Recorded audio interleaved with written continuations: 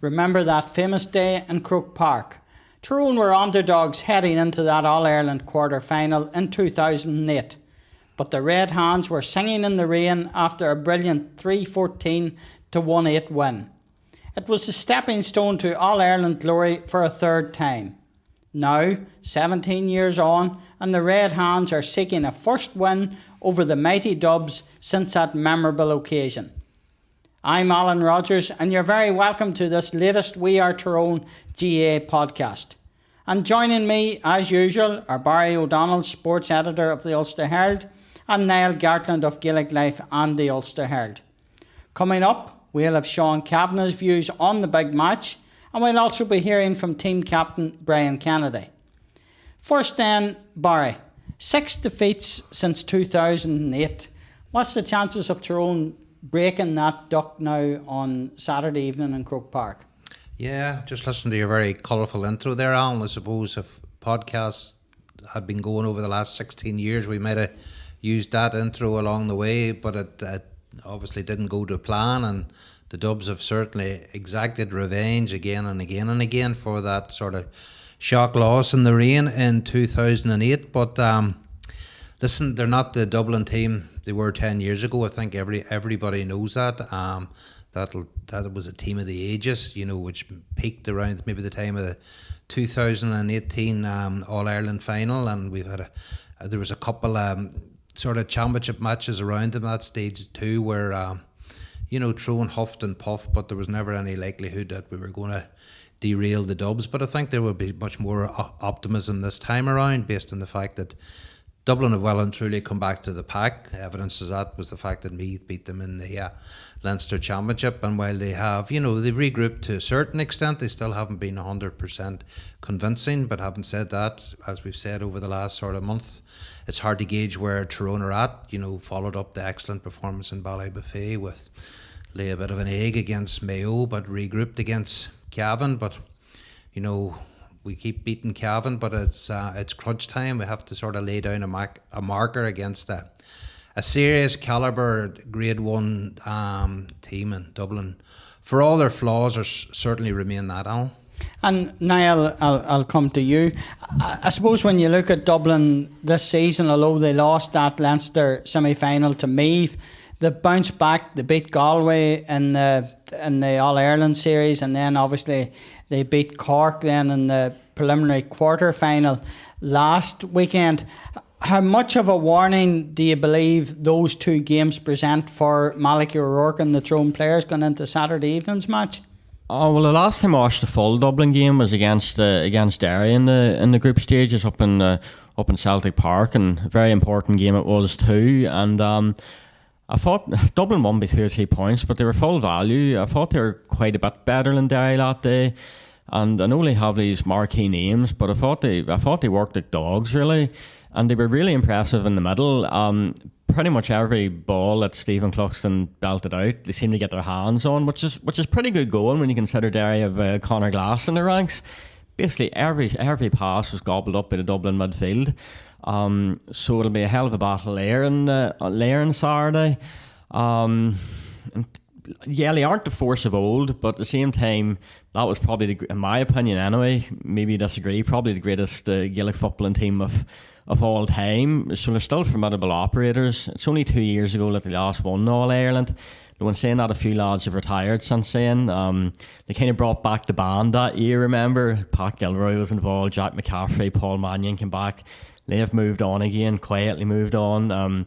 Brian Fenton, less quietly, announced his retirement 6 or 7 months ago before it all started up again. So they probably aren't quite as good as they were in 2023, but the question is whether maybe Tyrone will hopefully pass them on the way down, if you know what I mean. Mm-hmm. I'll not have the debate with you now about which team was the greatest of all time, but certainly, Barry, I suppose after a shaky start to the season, the Dubs have bounced back. They beat Cork last Sunday evening, or last Saturday evening I should say, in Croke Park, and they do seem to get an energy from playing at Croke Park. They do indeed. I suppose you only have to look at the preceding game, the Dublin Hurlers, Alan. I think the point was made, if they hung in there against Limerick with the hill beginning to fill up, that would fuel them to go on and maybe push.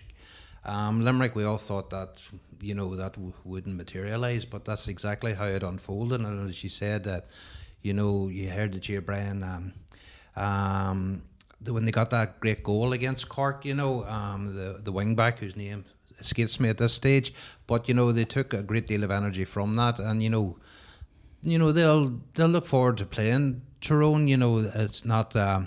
It's not maybe resigned. We're not resigned to our fate as we would have been in the past going up against it, but they will know that they'll rely on their support in the stands, which hasn't always been the case. They've sort of sat back and sort of lapped it all up, expecting to be entertained and their team to roll teams over the last sort of decade, but they'll need their backing from the hill, if they're going to get the better of Tyrone this coming weekend. Mm-hmm.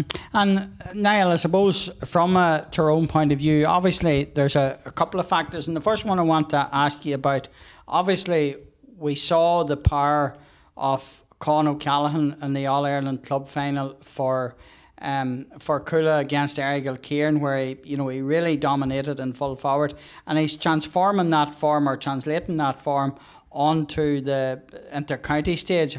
Obviously you've Kieran Kilkenny as well, another very, very strong attacker.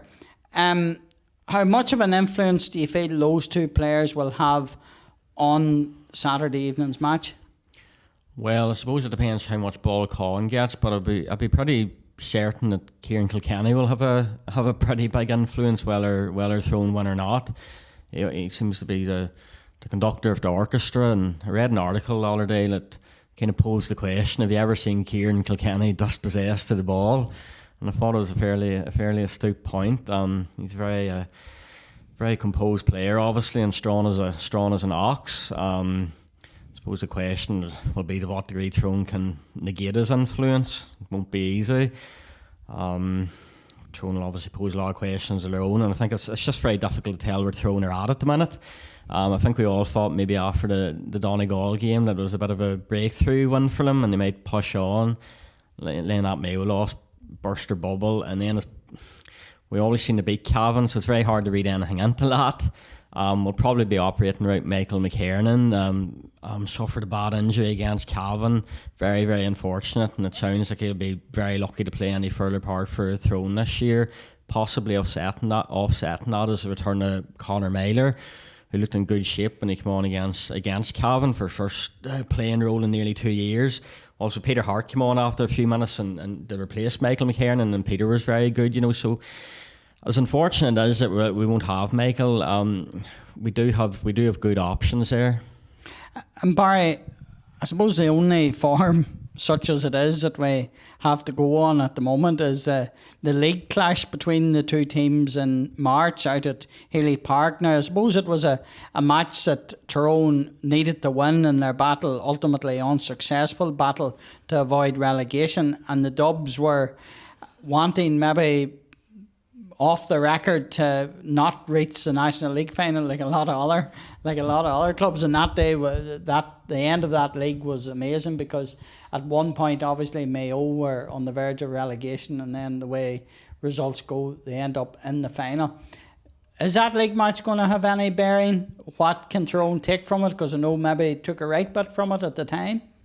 It's hard to tell, Al. As you said, Tyrone had all the incentive going into that, and it was a case of after you, Claude, between Kerry and Donegal and Mayo, and none of them really wanted to finish in the top two, so it was a surreal backdrop to that whole day, in terms of what you could gauge from how seriously certain teams were taking it. But having said that, any time you beat Dublin, particularly after we pointed out the track record over the last sort of decade in the championship, you're going to take something from it anyway. At least you can get the better of them, albeit the circumstances are vastly different this coming weekend, given the prize at stake and how open the race with Sam Maguire is. All 8 teams. Maybe Meath, hard to tell, but certainly, I can't remember the last time that the race was so open and every team will feel that they're live wire contenders to win it, and that definitely hasn't been the case when Kerry and Dublin were at their pomp. So, but Yeah, Tyrone, you know, the 2 week factor too, Alan. As I said, we've seen the stats as regards the prelim winners since this particular format was introduced, and it hasn't been great. I think it's about 25-30% win record. I stand to be corrected in that, but it's certainly 1 and 4 maybe tend to progress. So let's hope Dublin are the latest casualty from that. Mm-hmm. Yeah, and earlier Niall spoke to Sean Kavanagh about this game against the Dubs. Here's Sean and his views on the match. I think the structure of the team right now, there's a lot to like. Whenever you look through the kind of experience we have, Niall's as good as you're going to get as a goalkeeper. Paddy come back in the defence. Big Taig's been a real asset when he's come in there. Conor Meyler's obviously coming back. I'm not sure whether you count Conor as a half-back or half-forward. He's a mid-sector player, but there's a lot to like. Our midfield is as strong and solid as anyone, and up top we've a lot of people might say we've a smallish forward line, but we've an amazing degree of trickery and individual talent and skill. I think the one thing we're all really waiting on is that sort of that forward structure to kind of click together and to kind of find a rhythm and a pattern and a chemistry, and that is always going to be a bit of a challenge. You've lads on a right field like Mark Bradley and Dazzler and Dara typically have probably been used to playing as a 1-up or a 2-up, and now the game's sort of changed. You're trying to fit a few of them in together because you know what they can bring, and then you've Owen McElhone, who's obviously come off the under-20 stint and looks like a fabulous talent. So sprinkled with a bit of like Kieran and Matty's been brilliant up there as well. So I think there's a lot to like. I think we're just waiting on them to arrive, really. You know, in moments they've all been good, and in certain games they've all been good, but there's one place that you kind of want everyone to kind of the stars to align, and for want of a better word for that forward unit to click, it's Croke Park, and there's probably no better team to bring whatever those lads have inside them. They'll all want to bring it there on Saturday night against the Dubs, because that's the type of arena any sort of it's a game you dream of. And if I was to reflect back over the last 20, 25 years of my memory, and particularly myself playing for the county, it was a lot of the games, the best games that I played were against Dublin, and a lot of them were at Croke Park. So if you replace yourself against any team in a knockout game at any moment of your career, in any place, it'll be against the Dubs in a knockout game at Croke Park. So what an opportunity these lads have to showcase what I believe they've got in the locker, and it just needs to click. And look, there's probably no better man right now to bring it out of them than Molecule Work either. So I think all the building blocks are there. It's just time to go and time to get it all together. Former Tyrone All-Ireland winner Sean Kavanagh there. And Niall, I suppose listening to Sean, it was very interesting obviously in what he says. Where do you feel things are going to be won and lost now on Saturday evening? Oh, you put me on the spot there, because one thing I am not is a tactical geek, wouldn't pretend to be. Well, I'll rephrase it then. What do Tyrone need to do to actually win the match? You know, is it a case of nullifying the energy that Dublin get from the likes of the Hill and their large crowd, or is it something more scientific than that? Again, when you bring science into this, you stump me a bit. But well, I suppose one thing you'd be hoping for is that the extra week's break might stand to Tyrone. You know, particularly in the final 15 minutes or so. And I think the longer they stay in the contest, the more chance they have of winning it, because especially when you keep the Hill quiet, it's nearly half the battle. If you look at their performances over recent months, they've been very good in patches, and maybe it's just a matter of stringing that together for the full 60 minutes. Like if you look at the game against Armagh and Clonus in Ulster Championship semi-final, when Tyrone really tore into them in the second half, you know, they really, you know, it looked like they were going to win, obviously, and it didn't happen. And at that point, like, Joe McElhone was on, so it'd be interesting to see what role he plays at the weekend. He's obviously back from the under-20 duties. He sat out the previous, or he sat out the Mayo game. He came back against Cavan. Ben McDonald came on against Armagh, did very well. You've Rory Canavan there, so Tyrone do have a good bench. That might make a difference. It's probably the strongest panel Tyrone have had since they won All Ireland 4 years ago. So when you ask me what might make the difference in terms of Tyrone winning or losing this game, I wouldn't discount the bench from being a big factor.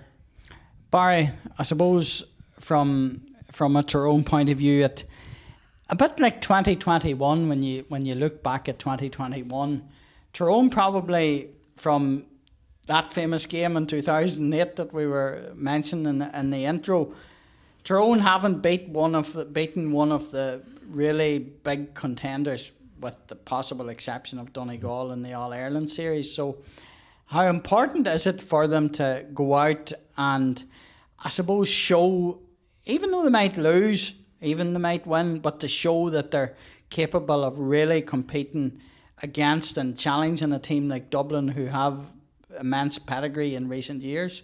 Yeah, as you said, Alan, if you want to call it victory against a straight knockout victory, which the Donegal match, while as brilliant a performance it was, there was still that safety net of another couple of games, you know, for both teams. But since that sort of infamous match against Kerry in 2021, that semi-final, you know, we have been found wanting against the big teams, and even last year against the moderate teams. You know, we sort of bowed out against Roscommon ultimately, but you know, the what ifs and all, you know, we don't want to continue them. You know, we plugged away against Armagh and came up short that sort of superb sort of Ulster semi-final about a month or two back, and we nearly got over the line, but you know, there's probably Malachy and the boys are sick of nearlies and what ifs. You know, they'll want to claim a massive scalp. Again, to reiterate what I said earlier, you know, it is open. People are talking about, you know, Armagh as favourites, and there was barely a kick of the ball between ourselves and them in that Ulster semi-final a couple of months ago. So that shows you too that Tyrone are right there on the coattails of the outright favourites for the competition. But you know, talk is cheap. It's time to deliver, and I'd say I don't even know how the bookies have it. Maybe Tyrone are slight favourites. Depends probably what part of the world you're putting your bet in. But as regards Dublin, we are probably due a bit of payback. It's been a long time, sort of since 2008, and them 6 or 7 defeats were painful. So it's time to redress the balance a bit. Mm-hmm. And it really is a big weekend of quarter-final action in Croke Park, because alongside Tyrone and Dublin, you obviously have Monaghan and Donegal, you have Meath and Galway, and Armagh and Kerry. So just I'll ask the two of you just before we finish, out of those 4 games, name me the 4 semi-finalists. I would go for Tyrone, obviously. I have a sneaky feeling that Kerry have a big performance in them, and they'll love the fact that Armagh are being talked up, and I think Monaghan and Donegal go to extra time, and Donegal will just about age it, and I think Galway will have their full of it against me too. Again, I go back just the fortnight, that whole 2-week break, it's hard to underestimate that, but I think Galway will. Meath have had a brilliant season, but I think Galway will age it, but you'd be doing well to get your accumulator in all 4 then coming through, Al, because I've never known it. It's 4 50-50 quarterfinals like it. Usually, maybe, you know, all greatest respect, they might have had a Kerry v Clare or something that you could have, you know, basically it's a warm-up match for the other matches that are set to unfold over the weekend, but that's not the case. Everyone's a blockbuster, you know. Mm-hmm. And Niall, I'll ask you the same question. Come on now, put it all on the line and give me the 4 winners. No bother, Alan. I think good man. I usually go for Tyrone, so I'll go for Tyrone again. I think Armagh will beat Kerry. You know, people are talking about Kerry like, oh, you know, because there's been times when Kerry have won All Ireland in 2006, 2009, where they're sort of stuttering along, and then they got to Croke Park and they blew teams away. But I think it's a different era now. Teams are more maybe professional across the board, and I think Armagh is such a good panel that they'll beat Kerry. I think Galway could make short enough work of Meath, to be honest, and I think Donegal will beat Monaghan. There you are. Well. Oh, what about myself? Well, I'll tell you the teams that'll win this weekend. Tyrone will lose to Dublin. Armagh will beat Kerry. Galway will beat Meath, and Donegal will beat Monaghan comfortably. That's my view on it. So we'll see how our predictions work out. We've made it plenty of money for people out there now. This has sort of got out a few days beforehand, so yeah, I think we've covered all bases. We've all 8 teams then progressing. Exactly. I hope nobody listens on Monday morning. Well, that's true. That's true. I know. Well, thanks to Barry and Niall for their contribution, and don't forget next week we're going to have a special on the All Ireland Minor Final that takes place in Newbridge in County Kildare, their new ground. Tyrone against Kerry, another clash against Kerry. So until then, see you later.